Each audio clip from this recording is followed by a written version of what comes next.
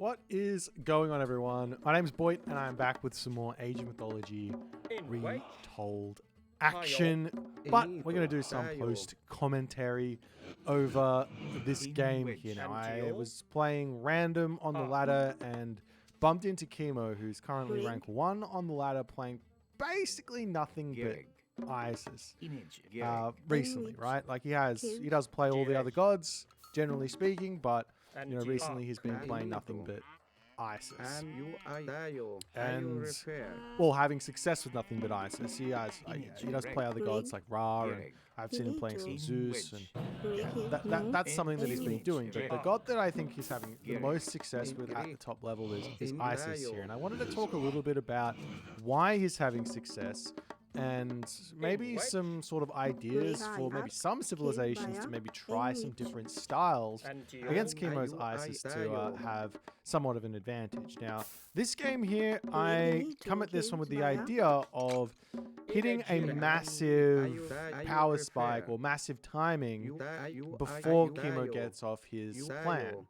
But as you will find out, this really does not work out too well. So I'm going to go for a fast 3-town center build because I know that Kimo, he's not going to be stopping me. He's in his own sort of world playing a fast second town center. I'm metagaming him pretty hard in this game. I don't recommend this strategy as something to do blindly at all. I also put my mining camp down in the wrong place and I'm super mad, as you can see. This isn't that big of a deal, to be completely honest. Just build another mining camp. You lose out on like 20 resources, but you know, it's the small things in this world. Nonetheless, yeah, we're going to go for a 3-town center idea here, which on this map, you know, it can be pretty good. You spread out your economy really nicely. It makes it kind of challenging for your opponent to deal with it if they don't scout it. If they're going to play in their own world, they're going to expect you to just be 2 town centers, and all of a sudden you have a ton more economy than they expect, and you can actually hit them really, really hard early on, especially with god power called shifting sands. Basically, if you've got the units, you can shifting sands onto a position with all the siege towers, and you can make it work really, really nicely. Now, with all of these sorts of timing attacks, I think it's kind of important to actually practice them, funnily enough. I know how to do the like sort of early game, the start of the whole thing. Like I know how to get the 3 town centers up. I even basically know how to get myself to the heroic age at a decent time, right, on all of this. But after that, having the correct villager distribution and the correct sort of reaction to everything, and knowing what your opponent's going to be throwing at you, and just having that plan in place is really, really important. So after playing this game, I'll say that I need to really consider different angles to go down to, or really practice this strategy and practice getting this one in, because it's just a little bit on the slow side. Nonetheless, Kimo does bring a villager over, which does bring him quite a bit of idle time, in all honesty. So he does fall, I would say he falls quite far behind on this as we come over. I got to delete this mining camp so that my pharaoh is going to be empowering into this position. As you can see, it was not the biggest of deals, but I would definitely be on more gold right now. Maybe by 20, maybe by 40. Doesn't matter though. It's not going to matter in the end.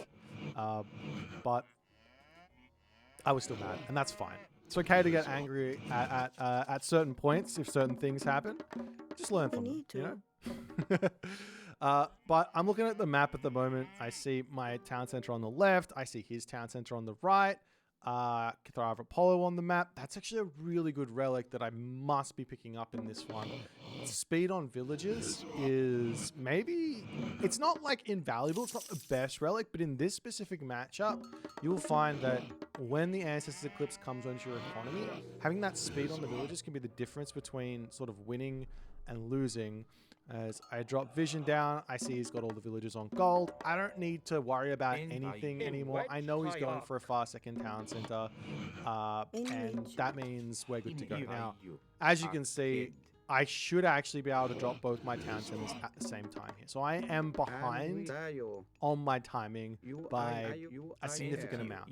I'm also greeding out this forward food position, which maybe I shouldn't be doing this, because I mean, I could put a priest over there and a Wadjet. He can come in with a whole bunch of priests over here as well and cause some problems. I see he's got 2 of them and the Sphinx as well with my scout, so I know that I'm not going to be able to defend this position. I'd say this is a little bit of a mistake from me. I can just sit in my base and eat chickens and berries for the time being there, rather than try and greed out on this hunt. But you know, this is sort of legacy bias in a way. I'm just used to Egyptian players not really doing anything, and yeah, so we can get our town center up on the top side. And in the end, you know, this is the build that we went for. It's pretty greedy, but, you know, in the end of the day, greed wins games. Especially when you know what your opponent's going to do. That's the important thing. And I screw around a little bit too much here. If I didn't go to this forward position, I went onto my chickens, I went onto my berries, I would not have been hit, and I think my timing would be a little bit earlier, and that would be a good thing for me. I got all this hunt on this town center as well that I've converted, so this is going to be huge for us. One thing that I'm also missing, just on like resources being a little bit lower than normal in this one, was second monument. Can't really afford it. Should have been able to afford it, but now I can't place it down, which means I'm behind the 8 ball on favor income, which is another thing that I really want.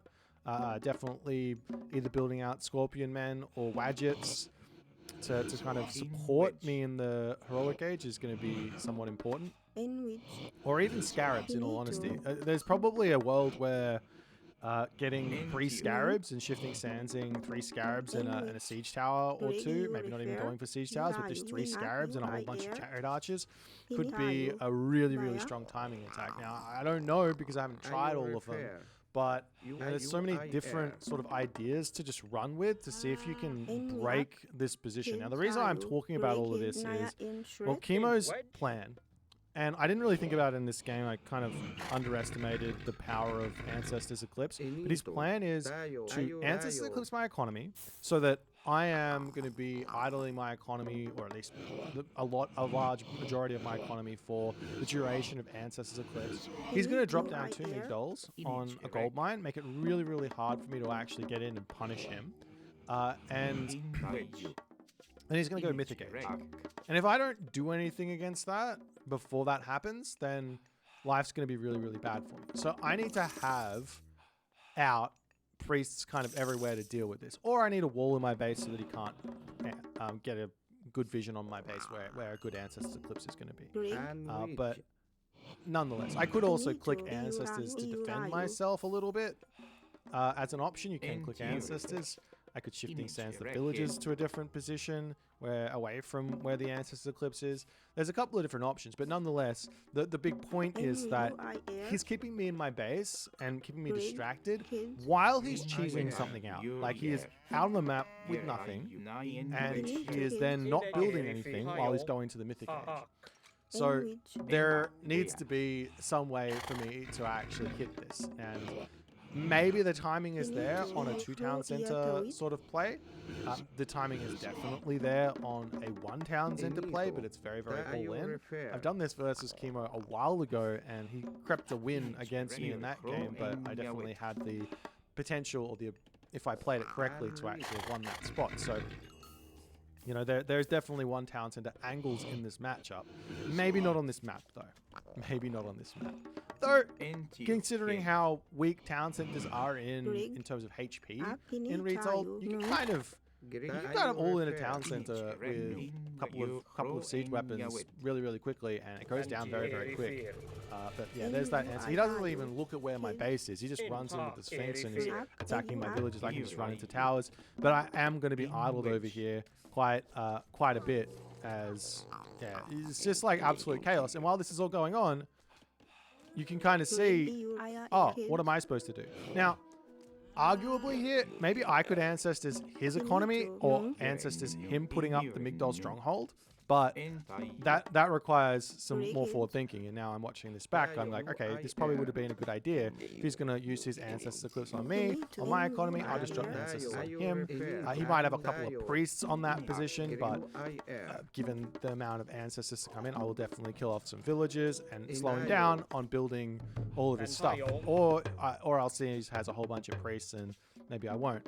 So yeah, and again, I think this maybe also comes back to me missing out on these monuments a little bit earlier. You can see that I'm a little bit short on favor at the moment. Couldn't get clairvoyance in, and that's a problem. I dropped 2 siege works. I don't think I need 2. I just need 1 and the pharaoh to empower it. So if I'm actually doing a timing attack, we've got to be really specific about the way in which we use our pharaoh. So empowering up the siege works and getting those siege towers out, that's really important. You don't need more resources. You don't need the pharaoh on the mining camp. If you're ever one migdol doing anything one migdol, pharaoh on the migdol, if you're ever getting out a whole bunch of siege to try and push through, pharaoh on the siege works. And you can see I need to get up a second migdol here as well. I see his town center. He's got a whole bunch of stuff on that position there. And I still don't know what he's doing. So no clairvoyance, no vision. This is really bad play from me. And he's also hitting me on my gold. Now, to put this into perspective, I had all the time in the world here. I could have thrown walls up on this position very simply. It would have been completely fine, but no. And now I'm just taking damage after damage after damage, and I'm not getting that pressure in that I need to get, or that I'm trying to get. I got other villages everywhere. So you can see how this game can get very out of hand very quickly by just a little bit of pressure.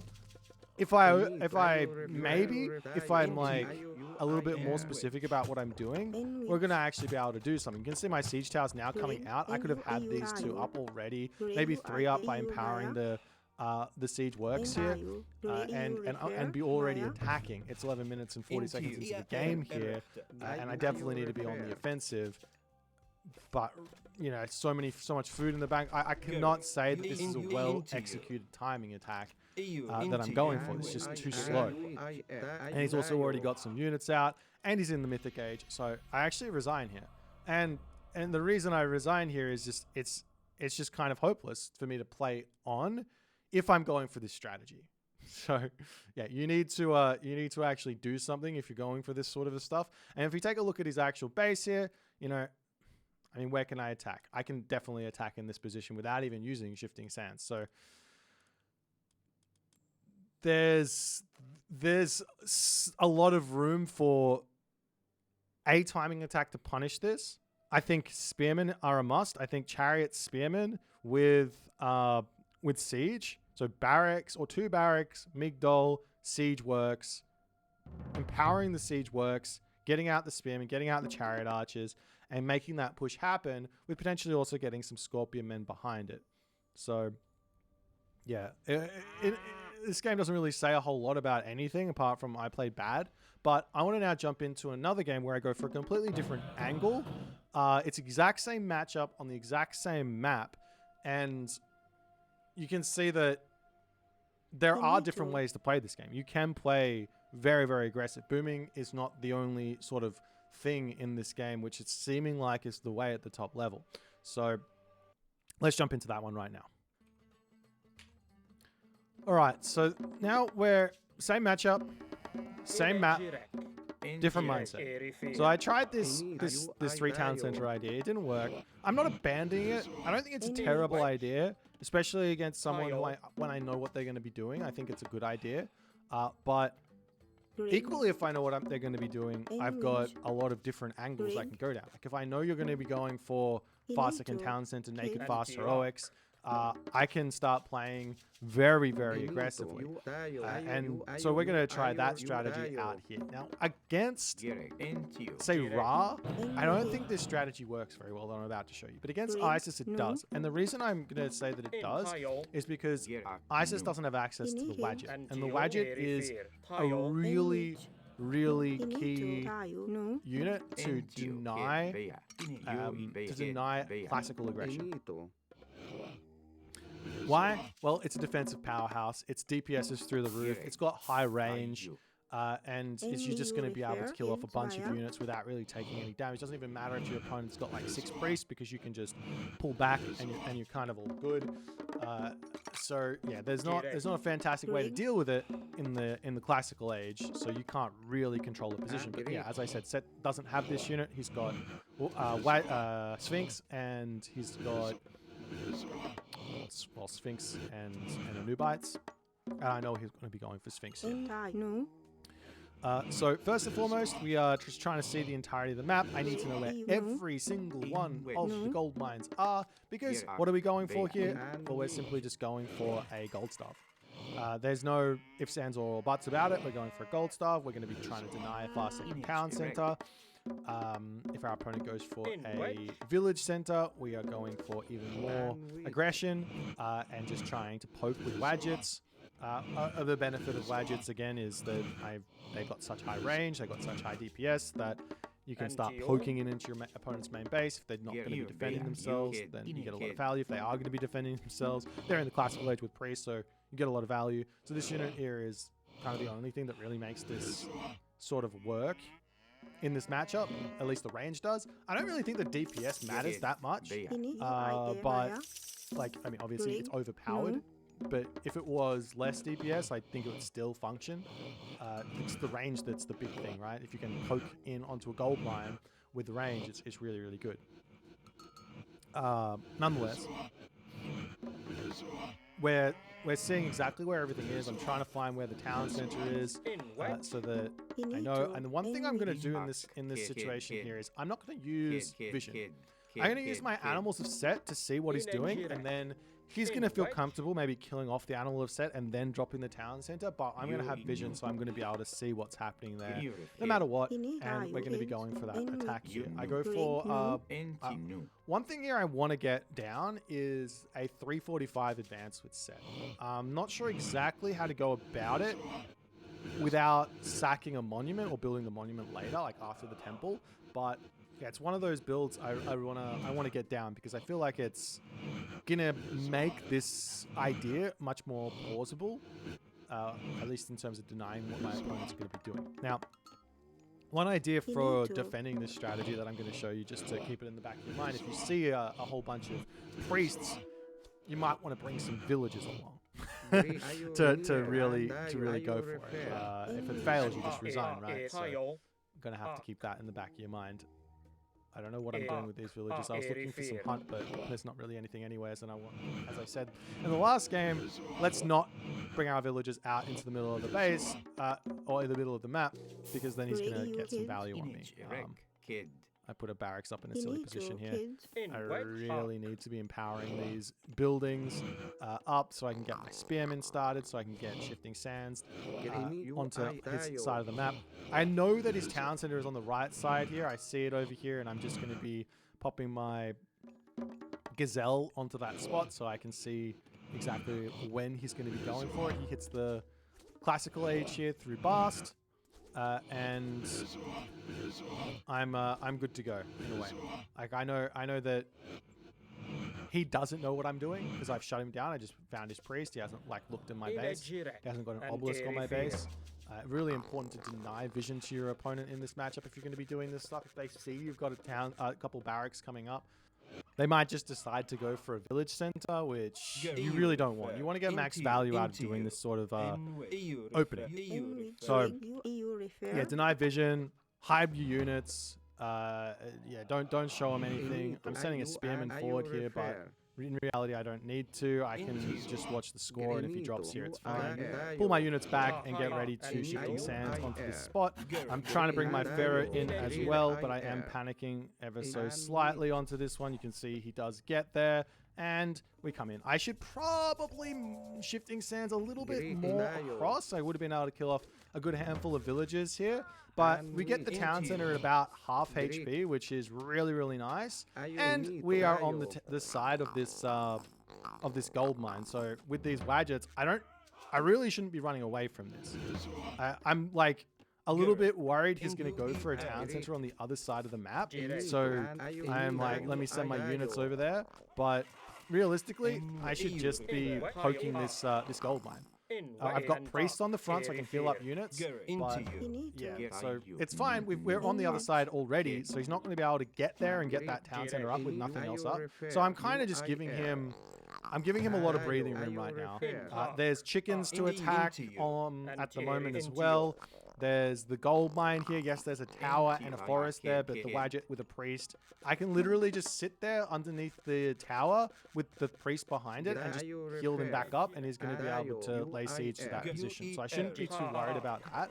And I think you can kind of really see that there is a lot of sort of angles for us to actually attack this Egyptian player in the early stages of the game. I can even see that he's on the food over here. I'm going to lose this Wadjet, which is bad.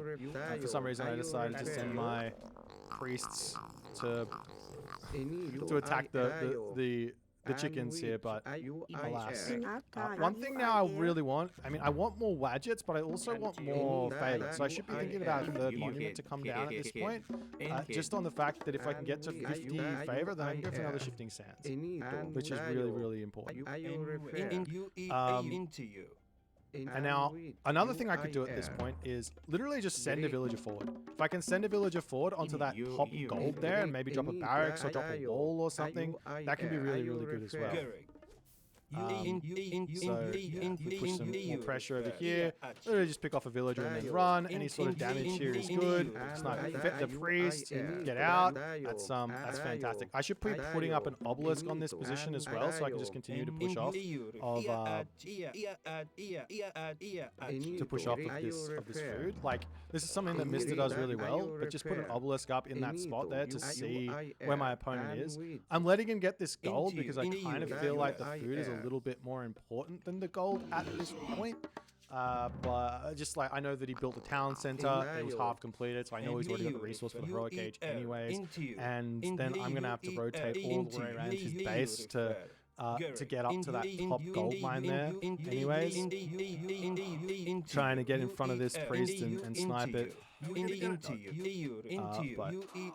So yeah, I've got a good healthy amount of damage done onto him. He's got to the heroic age, or will be. I think he's probably already advanced. And at this point now, we just have to go for either our own heroic age, or we need to be really pumping it out in this classical age.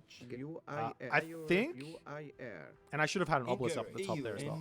I'm like worried he's just going to walk straight forward, but realistically, I think the most likely thing for him to do is to not go where my vision is. So I think he's already at the top. I got not enough favor for anything here, and yeah, it looks like we're looking for a heroic age, which may or may not be the right idea, but there's a mid-goal in his main base. So yeah, I think in terms of this strat, I can definitely execute this a lot better in terms of just getting the vision out and just seeing what's happening. He's going to be looking for Ancestors Eclipse onto my economy, so I am going to be looking for what? When he Ancestors Eclipse on my economy, what is he doing? He's going for a second gold mine. So position my units in a way such that I can react to where he's moving, and then just ignore the Ancestors Eclipse to some degree. Just garrison everything, and then just call it a day. I feel like that's got to be the correct sort of answer to this when you're going for one town center, because he's also one town center in this position. If he was two town center, I'd be a lot more worried.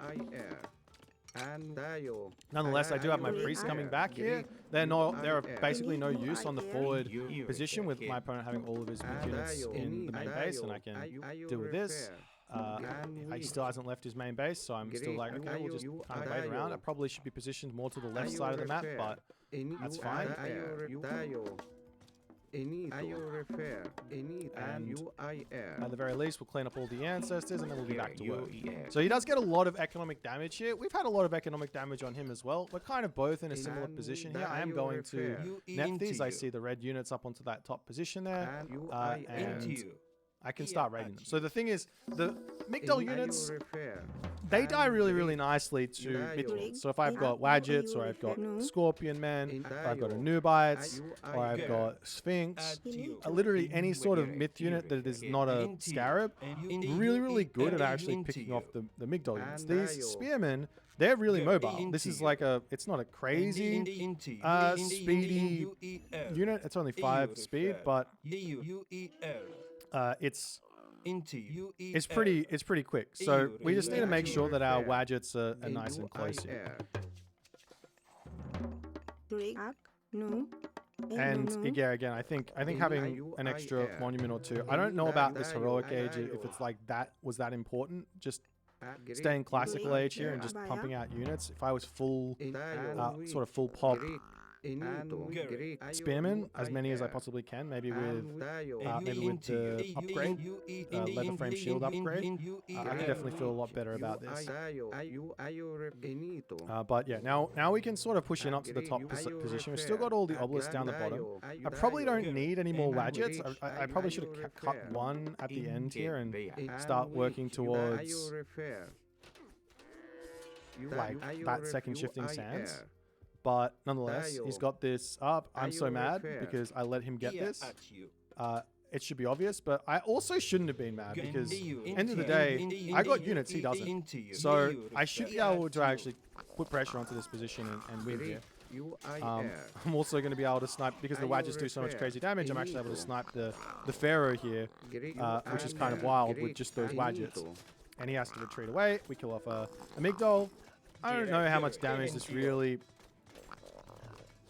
I don't know how much damage this really gets me, in all honesty, picking off a Migdol stronghold. I think if he just ran... I mean, his villagers are all idle here, but if he just ran as soon as my guys came in and then went to the other side, all of a sudden now I've got to spend all this time picking off the Migdol, and the strength of this unit, of this building at the moment is actually the HP, not the damage.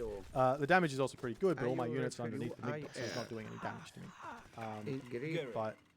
yeah, so he's now going to be able to move over to the other side, and we have to just keep on doing this stuff. Our minions are done, but we've got some good damage done.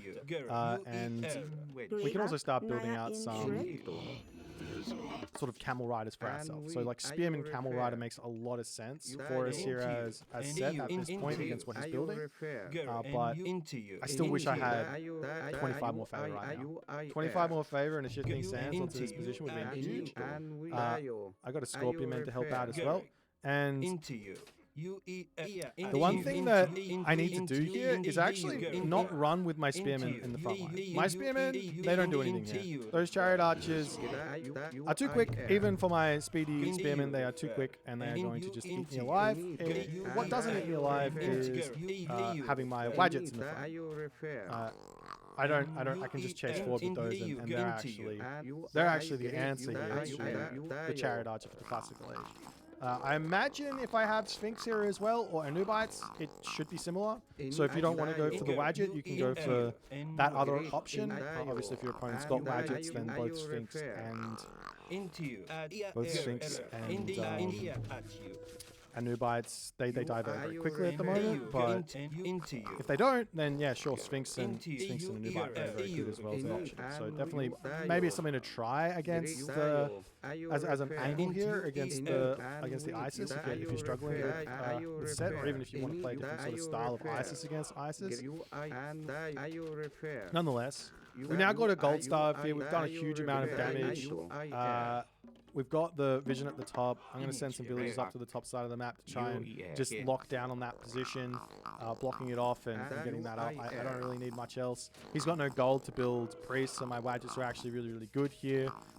So small things, but big things. And finally, we get our own Chariotar, and he doesn't have any sort of answer for us. So two very, very different games, two very, very different results. I'm very, very tired after this because this was like, I think I was actually trying literally as hard as I possibly can to make this work because I was getting frustrated with losing against what I do consider to be a very, very low effort strategy to town center into Ancestors Eclipse on economy of your opponent. I don't think that there's no effort really going on there. And it's also something similar with the Chariot Archer as well. It's another problem that I have with this unit. It always feels like I don't really need to be doing much with it. I'm just like sort of moving around and attack moving. and my opponent is having to do all the sort of work to defend against it, like getting walls down and getting surrounds onto it. Yeah, nonetheless, I'm not trying to make it about that or anything, but two different strategies here, two very, very different results. If you don't like the booming meta that a lot of players are going for, I do recommend trying some of this kind of wild one town center ideas. I think that it works. I think for the most part, you can definitely see this is the top level of gameplay. This is Kimo. He's rank 1. So if this strategy is working on the rank 1 player, maybe it's not going to work every single time. Maybe you got to be a little bit more careful about it. But if it's working on the rank 1 player, then it's going to be working at lower levels as well. And even here, you can see I didn't play this one at the peak level. You can see I didn't have obelisks up. I let him get the migdol up. I didn't have the walls set up at the top of the map like I probably could have to block off that really, really nice corner gold mine. I could have played this really, really much, much better and had a lot more success, but I didn't, and I still got the win. So end of the day here is you can play aggressive, it can work. You can play defensive, it can work. If you're going to go for a timing attack, probably practice the timing attack before you go for it. Anyways, if you guys enjoyed this one, please consider following the Twitch. If you're on the YouTube, hit that subscribe button, and I'll see you guys in the next game.